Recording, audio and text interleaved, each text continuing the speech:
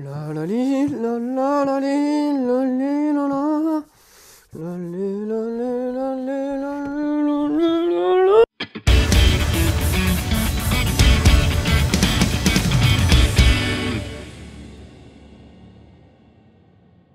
Salut à toutes et tous, c'est Jeff. Aujourd'hui dans Bibi Blabla, nous allons voir les 8 points qui peuvent vous permettre de ne pas péter un câble, que ce soit pendant la prod d'un album, que ce soit sur la commercialisation, la promotion de votre projet, que ce soit, et je pense à quelqu'un quand il est en train d'enregistrer des guitares, bref, ces 8 conseils s'adressent aux musiciens qui sont en plein projet, qui subissent une pression, et donc ces 8 conseils ont pour but de vous permettre d'évacuer la pression et de respirer. Voilà. Alors d'où m'est venue cette idée de Bibi Blabla? Eh bien simplement, au cours du dernier webinaire Devenez musicien entrepreneur, que nous faisons une fois par mois avec les membres donc, de la formation, c'est des points que j'ai rappelés et en fait je me rends compte que c'est des points que je rappelle régulièrement, ce qui permet à l'ensemble des apprenants eh bien, un petit peu de sortir la tête de l'eau et surtout de ne pas s'enfermer vraiment dans un état d'angoisse ou dans un état d'échec ou se dire qu'ils n'y arriveront jamais. Bref, c'est 8 points et je pense que j'en ai oublié, on pourra en rajouter. Ces 8 points permettent à chaque fois de pouvoir recentrer son attention sur les priorités et donc pour pouvoir avancer. Alors on va commencer. Point numéro 1, eh bien en fait quand vous avez un projet avec beaucoup d'ambition, avec beaucoup de choses à faire, la première chose à faire pour éviter de se retrouver vraiment à être submergé par le travail et par se mettre une pression qui fait qu'à un moment donné on n'avance plus, eh bien c'est de découper chaque tâche en petites missions, en micro-tâches, ce qui va vous permettre de pouvoir réaliser des choses importantes sans en fait vous écœurer, sans en avoir trop et sans à un moment donné baisser les bras en se disant mais c'est pas possible, j'y arriverai pas. C'est vraiment le principe de la montagne que vous allez devoir gravir et bien pour ça il faut avancer un pas après l'autre. C'est super important et donc en fait de faire des petits pas et donc de faire des petites tâches.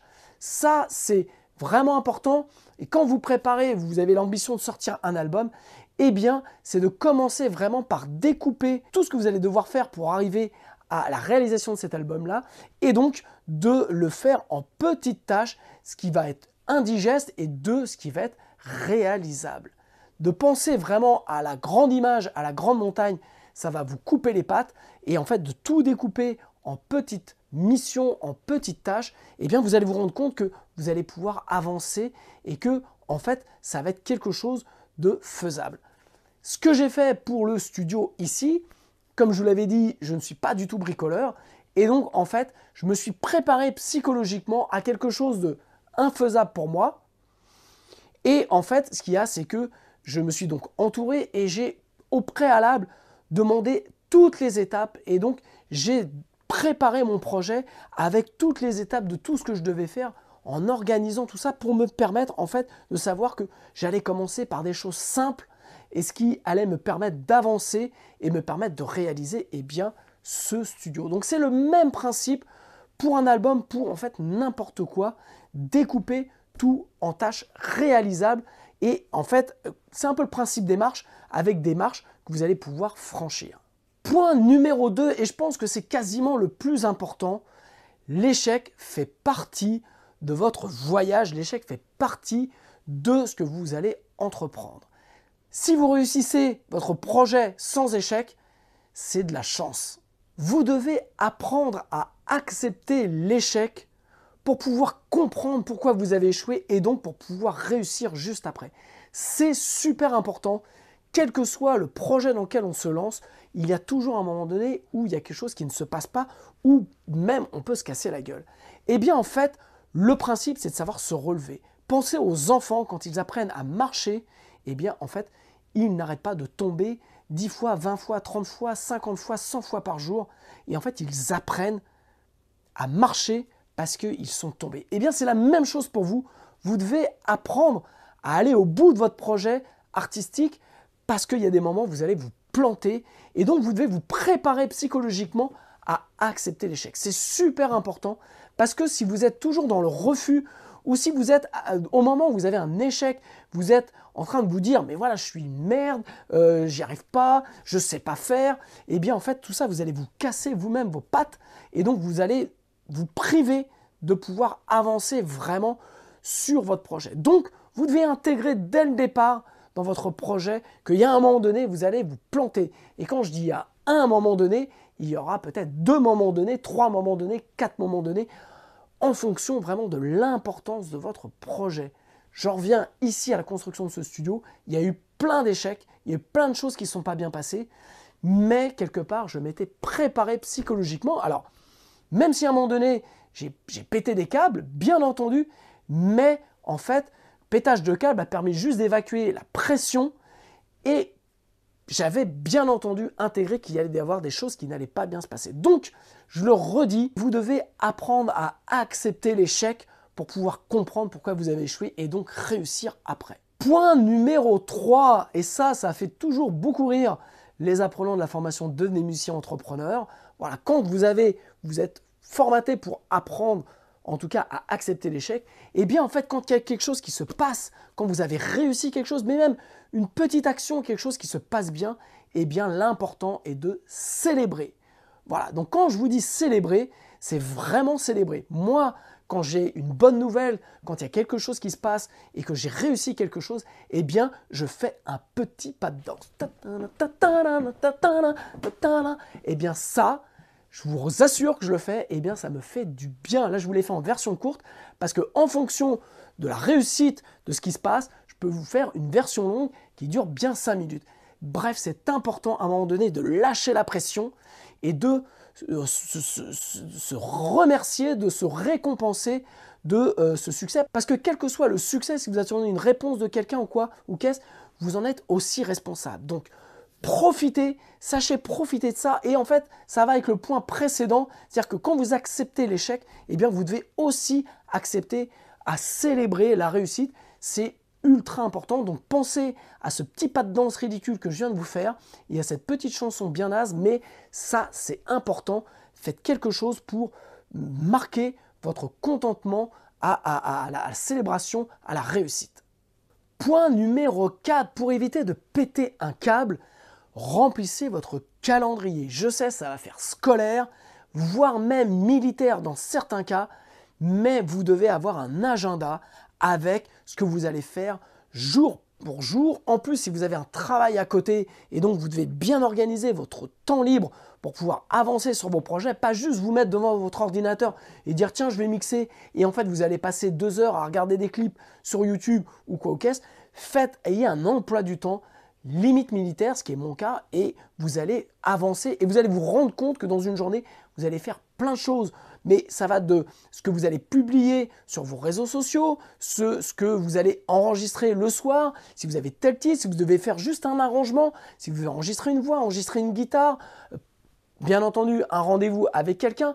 Bref, notez les actions que vous devez faire comme simplement noter aussi votre séance de sport à la salle, à la piscine, au terrain de foot avec les copains. Bref, séquencez vos actions pour pouvoir en fait savoir exactement ce que vous allez faire. Le problème, c'est que si vous vous levez le matin et que vous n'avez rien préparé, eh bien en fait vous allez perdre du temps dans le moment de vous mettre en action.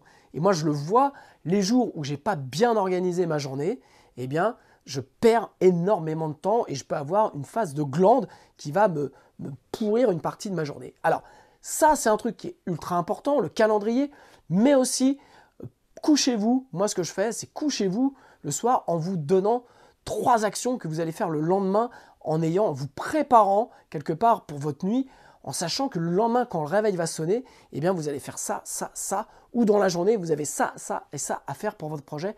Ça marche, je peux vous assurer que ça marche, parce que quand vous vous réveillez le matin, vous êtes ultra focus sur ce que vous avez à faire. Et cela marche d'autant mieux quand vous vous découpez, comme dans la règle numéro 1, en micro-actions. Eh bien en fait, ça marche d'autant mieux quand vous prévoyez tous ces découpages d'actions dans une journée et vous allez vous rendre compte que vous allez en faire beaucoup plus que vous ne le croyez. Et donc vous allez remarquer que vous allez faire beaucoup d'actions dans une journée et qu'au final votre projet va avancer beaucoup plus vite que vous ne pensez et ça va vous donner vraiment énormément d'énergie pour continuer à avancer. Alors nous avons fini le point 4. Si jamais déjà ces 4 premiers points vous intéressent, eh bien je vous invite le jeudi 23 février à 21 h précise pour le webinaire gratuit que je fais de présentation de la formation Devenez musicien entrepreneur. Cette formation contient 80 heures de cours, plus de 34 chapitres et donc va vous permettre de créer un écosystème autour de vous et de votre musique. Les points de ce Bibi Blabla sont issus de cette formation, mais on parle aussi de contrat de la musique, de gestion des réseaux sociaux, on parle aussi de publicité sur Facebook, de relations avec les musiciens en studio, de monter un label, de créer sa boîte. Bref, on parle absolument de beaucoup de sujets. Donc, pour vous présenter cette formation, je vous donne rendez-vous le jeudi 23 février à 21 h. L'inscription dans le descriptif. Point numéro 5, comment éviter la page blanche? Comment perdre du temps en se disant voilà, j'ai des titres à composer et rien ne vient. Eh bien, en fait, c'est la consistance, c'est la régularité de votre travail qui va vous permettre d'être créatif et surtout d'avoir l'inspiration.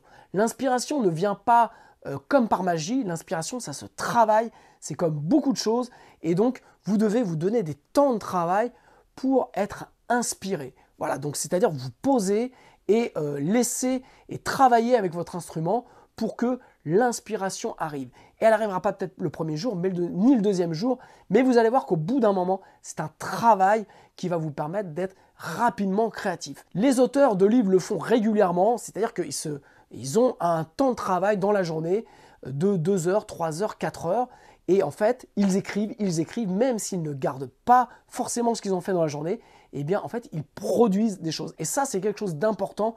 N'attendez pas que l'inspiration vienne, allez le chercher par la routine, mec!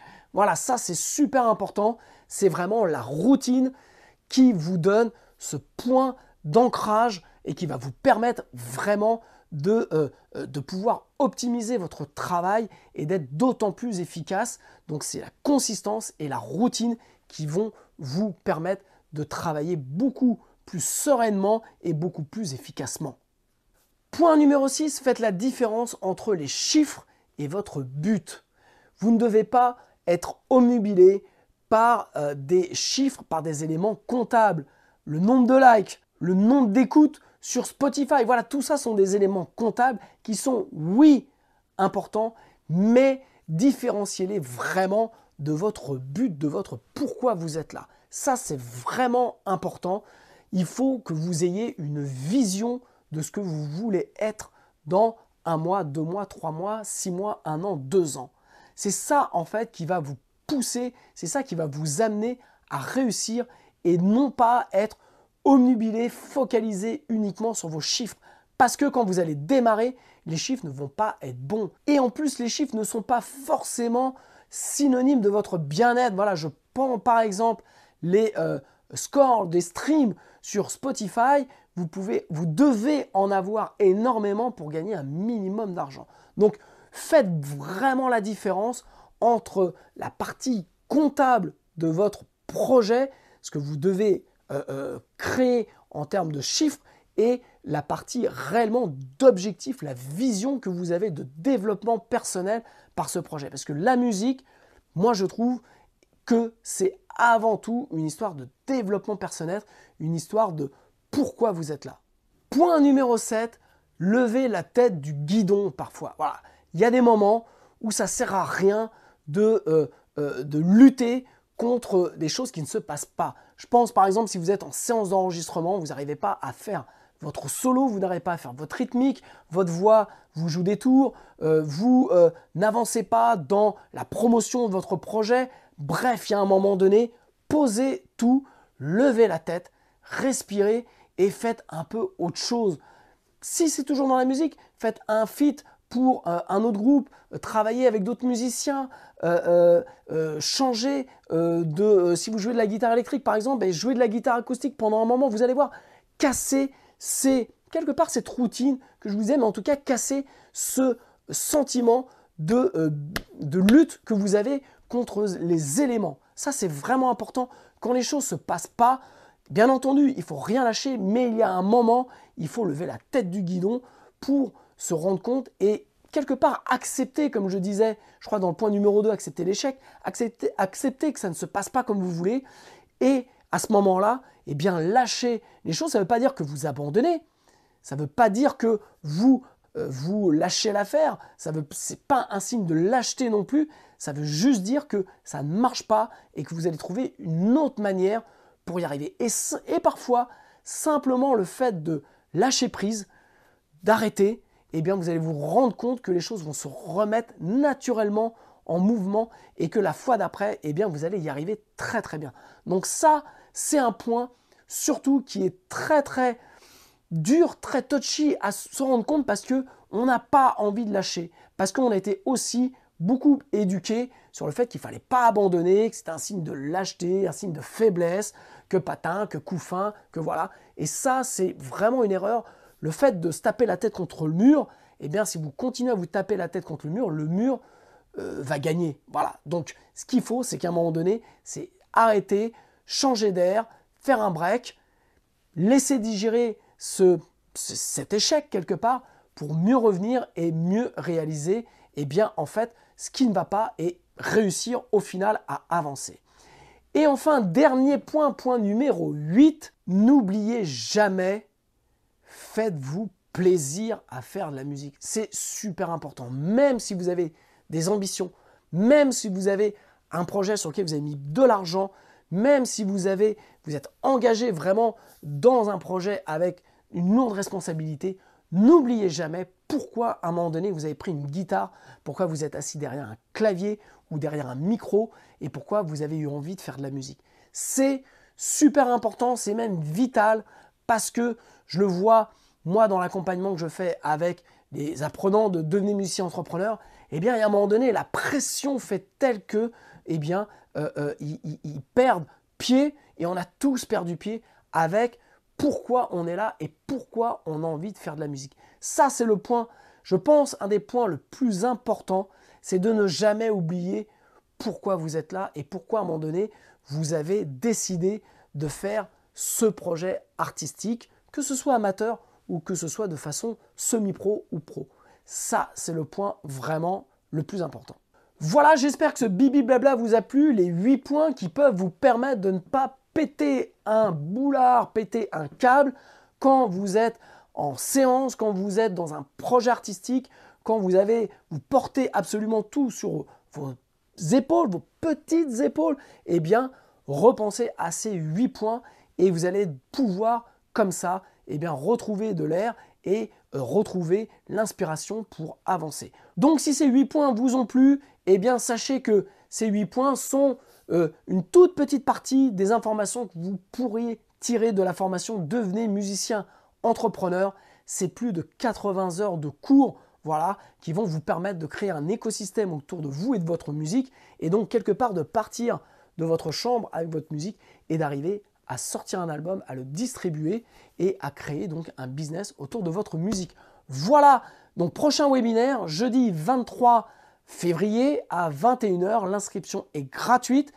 Par contre, pas de replay. Voilà, donc il faut être là à 21 h et en gros compter une petite heure de présentation. Voilà, je vous embrasse et puis je vous dis à la semaine prochaine. Ciao.